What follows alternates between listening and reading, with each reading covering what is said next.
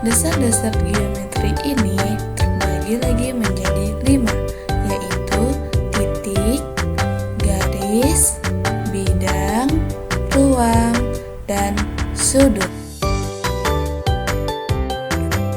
Yang pertama yaitu titik. Titik merupakan unsur geometri yang paling dasar. Titik juga merupakan konsep abstrak yang tidak berwujud serta tidak mempunyai ukuran dan berat. Titik disimbolkan dengan nokta dan diberi nama dengan menggunakan huruf kapital. Nah, yang kedua yaitu garis. Garis sendiri adalah unsur geometri yang tersusun atas kumpulan titik-titik yang memanjang kedua arah dan tidak terbatas. Garis juga sering disebut sebagai unsur geometri satu dimensi karena hanya memiliki dimensi panjang saja. Ada dua cara penamaan garis. Yang pertama, garis yang dinyatakan dengan satu huruf kecil, contohnya garis M. Dan yang kedua, yaitu garis yang dinyatakan dengan perwakilan dua buah titik ditulis dengan huruf kapital, contohnya garis AB. Dalam unsur garis, garis terbagi menjadi dua, yaitu sinar garis dan ruas garis. Sinar garis merupakan bagian garis yang memanjang ke satu arah dengan panjang tak terhingga.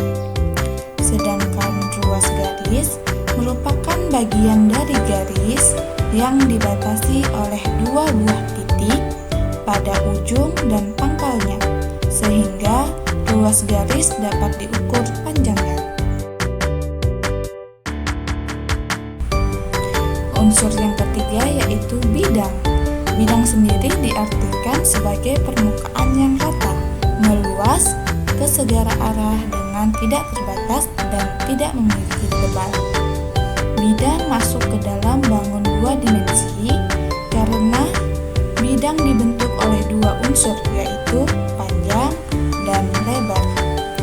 Macam-macam bidang yaitu ada segitiga, persegi, persegi panjang, jajar genjang, belah ketupat, layang-layang, trapesium, dan lingkaran.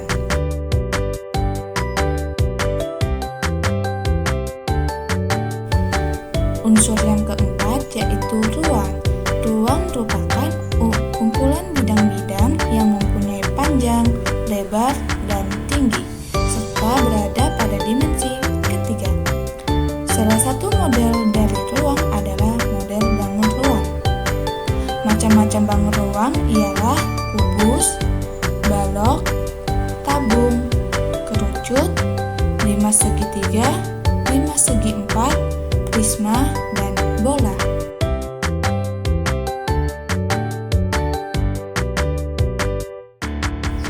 Unsur yang terakhir adalah sudut. Sudut sendiri merupakan daerah yang dibentuk oleh dua garis lurus yang salah satu titik pangkalnya bertemu membentuk titik sudut dan kaki sudut. Sudut sendiri memiliki sifat-sifat, yaitu 1. Sifat sudut-sudut luar berseberangan. Jika dua buah garis sejajar dipotong oleh garis lain, maka sudut-sudut luar berseberangan saling kongruen. Pada gambar di atas, sudut berseberangan adalah L2 dan K4, sehingga L2 sama dengan K4, dan juga L3 dan K1, sehingga L3 sama dengan K1. Yang kedua, yaitu sifat sudut-sudut dalam berseberangan. Jika dua buah garis sejajar dipotong oleh garis lain, maka sudut-sudut dalam berseberangan saling kongruen. Pada gambar di atas, sudut-sudut dalam berseberangan adalah L1 dan K3, sehingga L1 sama dengan K3, dan juga L4 dan K2, sehingga L4 sama dengan K2. Ketiga, sifat sudut-sudut dalam sepihak. Jika dua buah garis sejajar dipotong oleh garis lain, maka sudut dalam sepihak berjumlah 180 derajat. Pada gambar di atas dapat dilihat sudut-sudut dalam sepihak adalah L1 ditambah K3 sama dengan 180 derajat dan L4 ditambah K3 sama dengan 180 derajat. Yang keempat, yaitu sifat sudut-sudut luar sepihak. Jika dua buah garis sejajar dipotong oleh garis lain, maka sudut luar sepihak berjumlah 180 derajat. Bisa dilihat pada gambar di atas, sudut-sudut luar sepihak adalah L2 ditambah K1 sama dengan 180 derajat. Begitu juga dengan L3 ditambah K4 sama dengan 180 derajat. Yang kelima yaitu sifat sudut-sudut bertolak belakang. Jika dua buah sudut bertolak belakang, maka kedua sudut tersebut sama besar.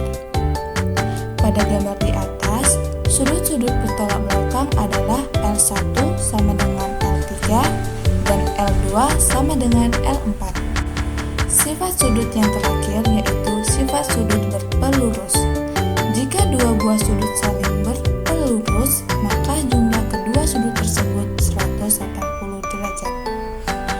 Bisa dilihat pada gambar di atas, sudut-sudut yang berpelurus adalah L2 ditambah L1 sama dengan 180 derajat, L2 ditambah L3 sama dengan 180 derajat, L3 ditambah L4 sama dengan 180 derajat, dan yang terakhir itu L1 ditambah L4 sama dengan 180 derajat.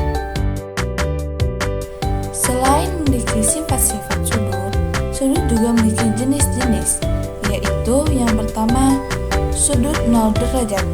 Sudut yang mempunyai besar 0 derajat, karena kedua garis pada sudut saling berhimpit dan tidak membentuk daerah sudut. Jenis sudut yang kedua yaitu sudut lancip, adalah sudut yang mempunyai besar sudut antara 0 derajat hingga kurang dari 90 derajat.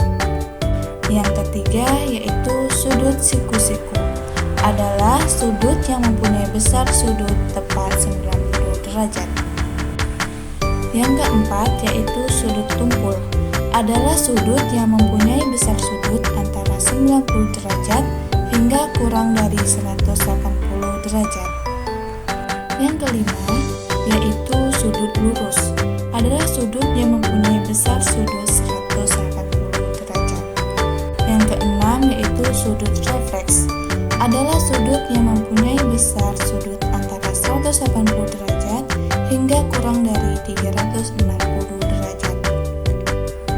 Dan jenis sudut yang terakhir yaitu sudut penuh, adalah sudut yang mempunyai besar sudut 360 derajat.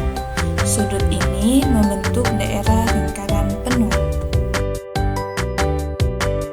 Oke, sampai di situ dia materi dari saya. Semoga bermanfaat bagi teman-teman semua ya. Dan sampai jumpa di video selanjutnya.